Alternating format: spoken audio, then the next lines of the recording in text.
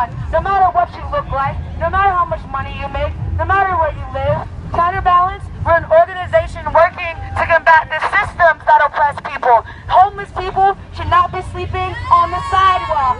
People should have access to fresh food. Counterbalance is a grassroots organization that will become a nonprofit that focuses on counterbalancing the oppressive systems that occur. So we're combating systems and not people, understanding that there's a need for the liberation of women of African diasporic heritage, and understanding that women of color and other individuals actually pressed into the margins by society needs to have a voice from a very different perspective.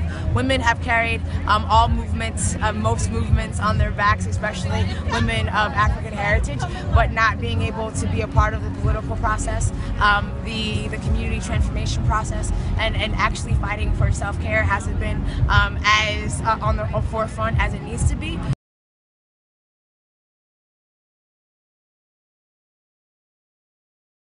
So with all the things that are happening in the country right now, Charlotte actually asked for cities to stand with them in solidarity based off of the police brutality and the shootings that had occurred there.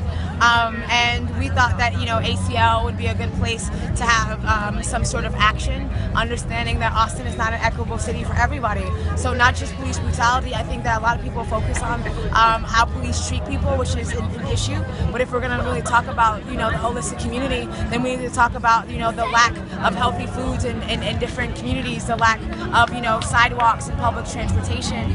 There's not quality access to, you know, healthy foods.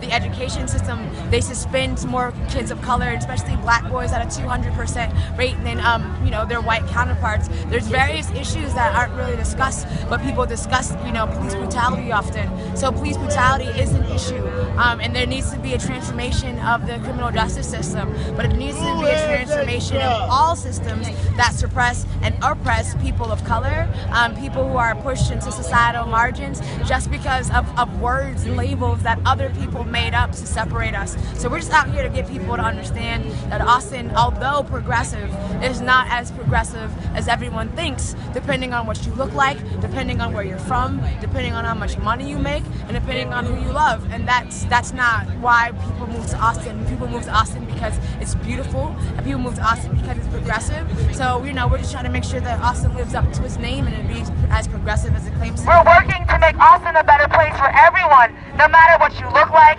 no matter how much money you make, no matter where you live.